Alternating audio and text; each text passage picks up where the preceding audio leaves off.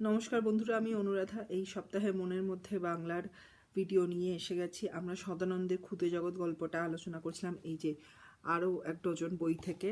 আর সত্যজিৎ রায়ের এই বইতে অনেক অদ্ভুত অদ্ভুত অনেক অন্যরকম অন্য স্বাদের গল্প আছে। আমি এই গল্পটা দিয়ে শুরু করলাম। আশা করছি তোমাদের ভালো লাগবে। আমরা গল্পটার প্রায় শেষ ভাগে চলে এসেছি। আজকের পর্ব শুরু করার আগে যা করি প্রতি সপ্তাহে, শুরুর দিকটা একটুখানি মনে করিয়ে দেওয়া। সদানন্দ আমরা দেখেছি একটি 13 বছরের ছোট্ট ছেলে, যে অন্য বাচ্চাদের থেকে ভীষণই আলাদা, ভীষণ অনুভূতিপ্রবণ, ভীষণ কল্পনাপ্রবণ, ভীষণ আশপাশটা ভালো করে নজর করতে শিখতে ভালোবাসে। আমাদের প্রকৃতি কীরকম, আমাদের গাছপালা কীরকম, আমাদের প্রাণী জগৎ কীরকম, আশেপাশে নানা রকম প্রাণী যেমন ফড়িং, কাক, তারপর কাঠবিড়ালি, সবও ভীষণ ভালোভাবে নজর করে। এবং ওর প্রিয় পশু বা প্রাণী যেটা ও দেখতে সবচেয়ে বেশি ভালোবাসে সেটা হচ্ছে পিঁপড়ে, কারণ পিঁপড়েদের সঙ্গে ও বন্ধুত্বও করতে চায়। ও নানাভাবে দেখেছে যে পিঁপড়েরা মানুষের সমকক্ষ, চেহারাগত পার্থক্য ছাড়া ওদের কাজকর্ম ভীষণভাবেই মানুষের সঙ্গে মিলে যায়। সেটা ভারী জিনিসপত্র একসঙ্গে একজোটে বয়ে নিয়ে যাওয়াই হোক, অথবা নিজেদের জন্য একটা বড় দুর্গ বা বাসস্থান তৈরি করা যেখানে প্রচুর ঘর থাকবে এবং একটার সঙ্গে আরেকটা জুড়ে থাকবে।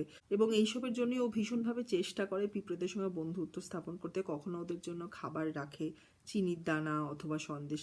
আবার কেউ যদি ওদের সঙ্গে খারাপ ব্যবহার করে, ধরো পিঁপড়েদের বাড়ি ভেঙে দিল বা মেরে দিল পিঁপড়েদের, সেই সব লোকেদের, সেই সব দুষ্টু ছেলেদেরও শাস্তি দেয়। যদিও নিজে ভীষণই শান্ত স্বভাবের ছেলে, অন্য বাচ্চাদের মতো হুটোপুটি, ছুটোছুটি, মারপিট, খেলাধুলা এত করে না, ও অন্যরকম একদম। কিন্তু পিঁপড়েদের কোনো অযত্ন বা কোনো কষ্ট দেখলে ও নিজেকে স্থির রাখতে পারে না। তো আমরা দেখেছিলাম যে ওর জ্বর হয়েছিল এবং ও একটা ঘরে ছিল, সেখানে হঠাৎ করে একটি নতুন লাল ডেও পিঁপড়ে এসেছিল ওর সঙ্গে দেখা করতে। কিন্তু ওর মা চিন্তা করেছিল যে যদি পিঁপড়েটার কানে ঢুকে যায় তাহলে খুব বিপদ হবে, তাই জন্য পিঁপড়েটাকে মেরে দিয়েছিল। এই ঘটনার পরে বাড়ির মধ্যে অনেক বেশি পিঁপড়ে মারা হচ্ছিল, কারণ হঠাৎ করে পিঁপড়ে বাড়িতে খুব বেড়ে গেছিলো। হয়তো তারা সদানন্দের সঙ্গে বন্ধুত্ব করতে বাড়িতে আসছিল, কিন্তু বাড়ির লোকজন দেখলেই তাদের মেরে দিচ্ছিল।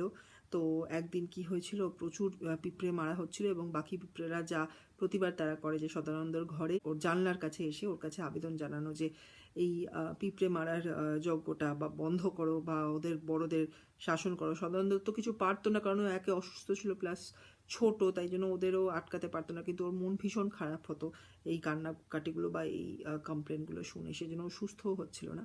কিন্তু একদিন ও আর পারলো না, ও কী করলো, অসুস্থ শরীরেই লাফ দিয়ে ওর ঘরের বাইরে গিয়ে প্রথমে একটা মাটির কলসি এবং তারপর আশেপাশে যা কিছু ভাঙার মতো জিনিস সব ছুঁড়ে ছুঁড়ে ভাঙতে লাগলো। তাতে বাড়ির লোকেরা তখনের মতো পিঁপড়ে থামিয়ে সদানন্দকে সামলাতে ব্যস্ত হয়ে পড়লো। সদানন্দকে আবার ঘরে ঢুকিয়ে ওর ঘরে দরজা বন্ধ করে দিল। কিন্তু তখনের মতো পিঁপড়েগুলো বেঁচে গেল। তাতে বাকি যারা সদানন্দের কাছে আবেদন করতে এসেছিল তারা খুব খুশি হয়ে চলে গেল। সদানন্দের মনে হলো ওরা যেন ওকে বলছে সাবাস সাবাস, মানে ওদের বন্ধুত্ব একটা ভালো জায়গায় গিয়ে এখানে শেষ হলো। কিন্তু এরপরে আমরা দেখব কি হলো সদানন্দর আর পিঁপড়ের বন্ধুত্বের এই গল্পে। আজকে আমি শুরু করি। এরপরে আমি আর খুব বেশি দিন বাড়িতে ছিলাম না, কারণ একদিন ডাক্তারবাবু এসে দেখে ঠেকে বললেন যে বাড়িতে আমার চিকিৎসার সুবিধা হবে না, তাই আমাকে হাসপাতালে যেতে হবে। আমি এখন যেখানে আছি সেটা একটা হাসপাতালের ঘর। 4 দিন হলো আমি এখানে এসেছি। প্রথম দিন আমার ঘরটা খুব খারাপ লেগেছিল, কারণ এত পরিষ্কার ঘর যে দেখলেই মনে হয় এখানে পিঁপড়ে থাকতেই পারে না। নতুন ঘর কি না, তা ফাটল টাটল কিছুই নেই। একটা বড় আলমারিও নেই যার তলায় বা পিছনে পিঁপড়ে থাকবে। নর্দমা একটা আছে বটে, কিন্তু সেটাও ভীষণ পরিষ্কার। তবে হ্যাঁ, ঘরের মধ্যে একটা জানলা আছে, আর জানলার ঠিক বাইরেই একটা আম গাছের মাথা, আর তার একটা ডাল জানলার বেশ কাছে এসে পড়েছে। বুঝলাম পিঁপড়ে যদি থাকে তো ওই ডালেই থাকবে। তো কি দেখছি যে সদানন্দর অসুখটা বেশ বাড়াবাড়ি হয়েছিল এবং ডাক্তারবাবু বলে দিয়েছিল যে ওর বাড়িতে দেখতে আসতো যে এবার ওকে হাসপাতালে নিয়ে গিয়ে চিকিৎসা করতে হবে। বাড়ির মধ্যে ওর চিকিৎসা আর সম্ভব নয়। তো ওকে একটা হাসপাতালে দেওয়া হলো। আর হাসপাতালের ঘরটা দেখে, আলাদা ঘর এবং ওখানে আর কেউ ছিল না, তো সেটা দেখে ওর খুব মন খারাপ হয়ে গেল, কারণ এটা একটা নতুন ঘর, ভীষণ পরিষ্কার ঘর। যেহেতু নতুন, এত পরিষ্কার, এরকম পরিষ্কার ঘরে পিঁপড়ে থাকতে পারে না বলেই সদানন্দের ধারণা হলো। আর নতুন বলে কোথাও কোনো গর্ত বা কোনো কোণে কিছু ফাটা ফুটা কিছুই নেই যেখান দিয়ে পিঁপড়েরা আসতে পারে। তো পিঁপড়েদের থাকার আরেকটা উপায়ও বন্ধ হয়ে গেল। এছাড়াও ও দেখলো ঘরের মধ্যে কোনো পুরনো বা বড় আলমারি নেই। সাধারণত এই আলমারিগুলোর পিছনে পিঁপড়ের দল থাকে, তো সেরমও কিছু নেই। সেই দেখে ওর আরও মন খারাপ হয়ে গেল। মানে নানাভাবেও দেখছিল যে কোথাও যদি ঘরের মধ্যে ওর বন্ধুদের আসার বা বন্ধুদের থাকার, মানে পিঁপড়ে বন্ধুদের থাকার সম্ভাবনা থাকে, কিন্তু নিরুৎসাহ হয়ে গেছিলো। শুধু দেখলো একটা জানলা আছে ঘরের বাইরে, আর সেই জানলার বাইরে একটা আম গাছ। সেই আম গাছের একটা ডাল ওই জানলার খুব কাছে এসে গেছে। ওর মনে হলো যদি পিঁপড়ে আসতে পারে, মানে ওর বন্ধুদের সঙ্গে দেখা হওয়ার ওই একটাই সম্ভাবনা হচ্ছে ওই ডালটা, কারণ পিঁপড়েটা থাকলে ওই ডালেই থাকতে পারে। তো দেখা যাক কী হয়। কিন্তু প্রথম দিন জানলার কাছে যাওয়াই হলো না। কি করে যাব? সারাদিন ধরেই হয় ডাক্তার, না হয় নার্স, না হয় বাড়ির কোনো লোক আমার ঘরের মধ্যে ঘুরঘুর করছে।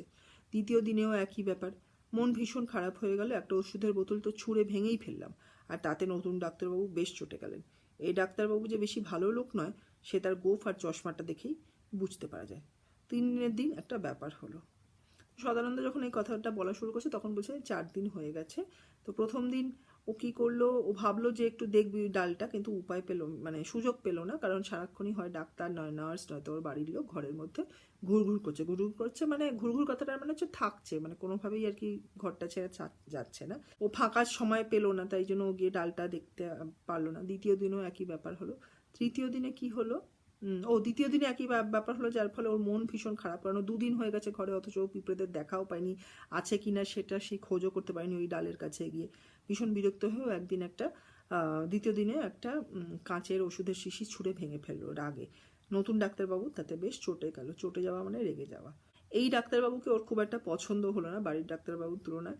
বাচ্চা মানুষ, ওর বিচার করার মাপকাঠিগুলো খুব সহজ। ওর হয়তো ডাক্তারবাবুর যে গোঁফ দেখেছে এবং ডাক্তারবাবুর চশমা দেখেছে, সেইটা দেখে ওর মনে হয়েছে যে এই ডাক্তারবাবু ভালো লোক নয়।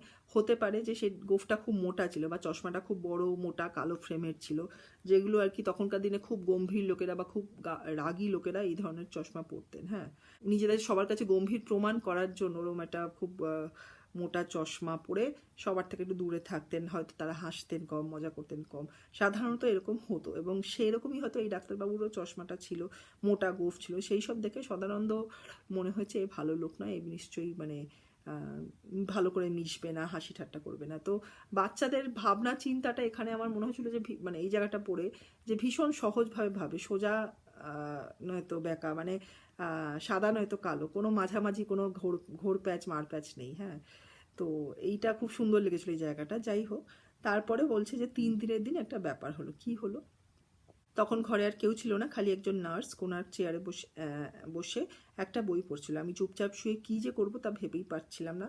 এমন সময় একটা ধমকের আওয়াজ পেয়ে নার্সের দিকে চেয়ে দেখি ওর হাত থেকে বইটা কোলে পড়ে গেছে আর ও ঘুমিয়ে পড়েছে। আমি তাই না দেখে আস্তে আস্তে বিছানা ছেড়ে উঠে পা টিপে টিপে জানলার দিকে গেলাম। তো 3 দিনের দিন ও এরকম ঘরের মধ্যে শুয়ে আছে, কি করবে কিছুই বুঝতে পারছে না। তো নার্স একজন ছিল ঘরের মধ্যে, আর কেউ ছিল না। সেই নার্স ঘরের কোণে একটা চেয়ারে বসে ও একটা বই পড়ছিল। হঠাৎ করে একটা আওয়াজ শুনলো, দেখলো যে নার্সের হাত থেকে বইটা নার্সের কোলে পড়ে গেছে, এবং দেখলো যে নার্সটা ঘুমিয়ে পড়েছে, ঢুলছে, সেজন্য হাতের মধ্যে বইটা আর ধরে রাখতে পারেনি। ও বুঝলো এটাই সুযোগ। ও আস্তে আস্তে বিছানা থেকে উঠলো আর পা টিপে টিপে, টিপটো যেটা ইংলিশে বলে, একদম পা টিপে টিপে যাতে কোনো আওয়াজ না হয় সেরকমভাবে জানলার কাছে গেল ওই ডালটার ভালো করে দেখবে বলে। কীভাবে দেখলো নেক্সটটা আমরা পড়ি এবার। তারপর জানলার নিচের দিকের খড়খড়িতে পা দিয়ে উঠে খানিকটা উঁচু হয়ে শরীরটা যতখানি পারি জানলা দিয়ে বার করে হাত বাড়িয়ে আম গাছের ডালটা ধরে টানতে লাগলাম। এমন সময় আমার ডান পাটা খড়খড়ি থেকে হড়কে গিয়ে একটা খট করে আওয়াজ হলো, আর সেই আওয়াজ শুনেই নার্সটার ঘুম ভেঙে গেল। আর যায় কোথা।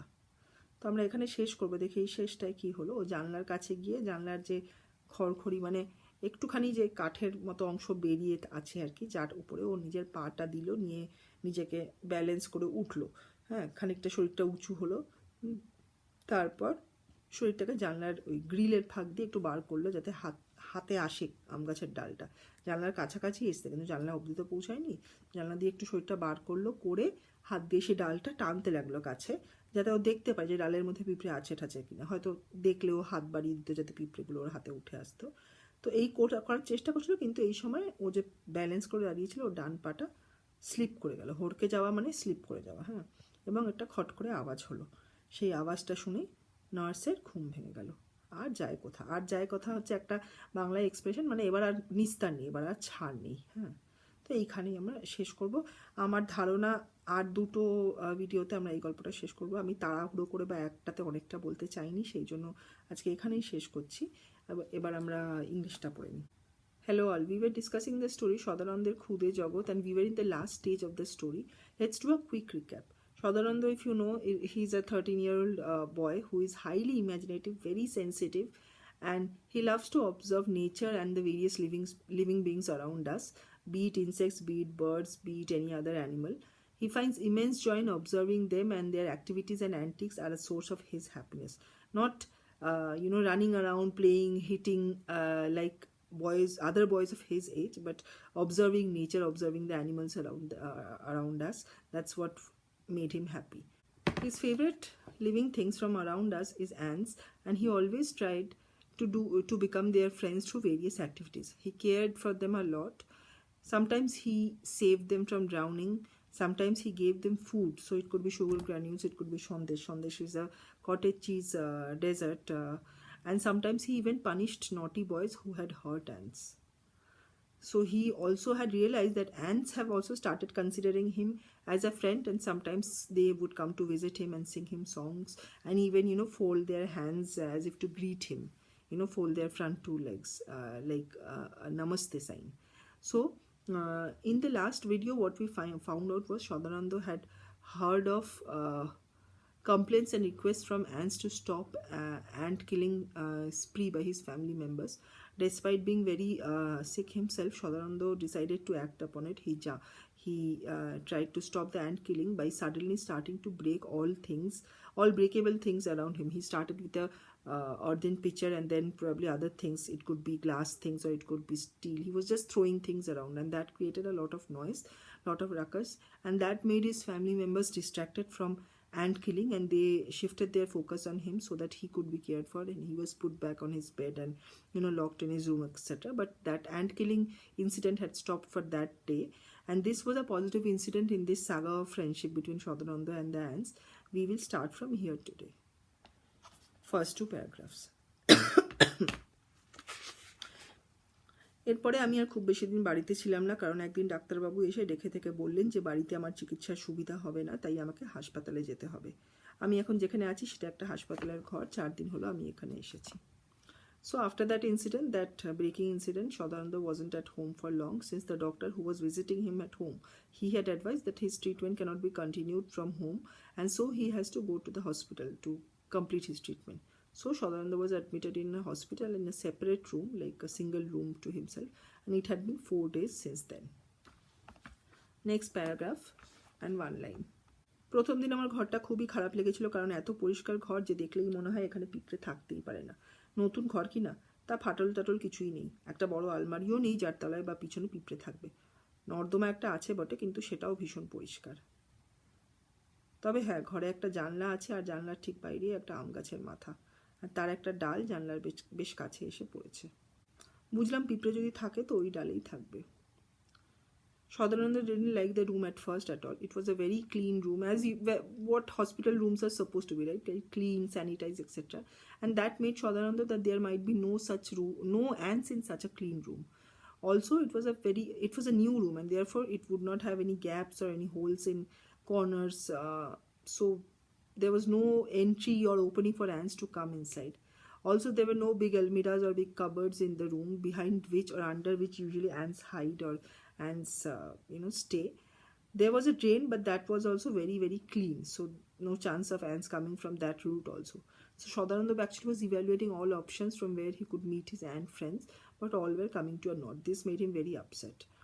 But there was one thing he observed, that there was a window in the room, and just outside that window there was a mango tree, and one branch of that mango tree had come very close to the window. Shodananda concluded that the ants, if at all available, would be present in that branch itself. Next paragraph, one line, then the next paragraph and one more line. কিন্তু প্রথম দিন জানলার কাছে যাওয়াই হলো না। কি করে যাব? সারাদিন ধরেই ঘরে হয় ডাক্তার, নয় নার্স, না হয় বাড়ির কোনো লোক আমার ঘরের মধ্যে ঘুরঘুর করছে। দ্বিতীয় দিনেও একই ব্যাপার।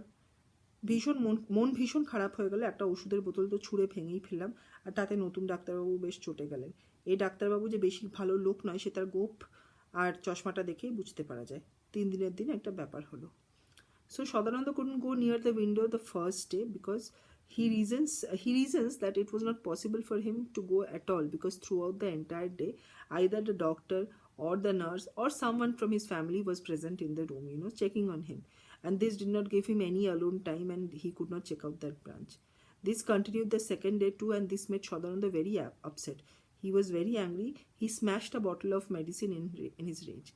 This made the new doctor from the hospital who was checking Shodananda very upset and very angry. Shodananda concluded that this doctor wasn't a nice person by observing his moustache and his spectacles. Could have been a very thick moustache and could have been very thick black rimmed glasses, which gave the doctor a very serious and strict appearance.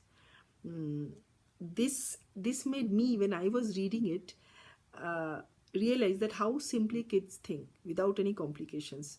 It's just a very simple, straightforward way.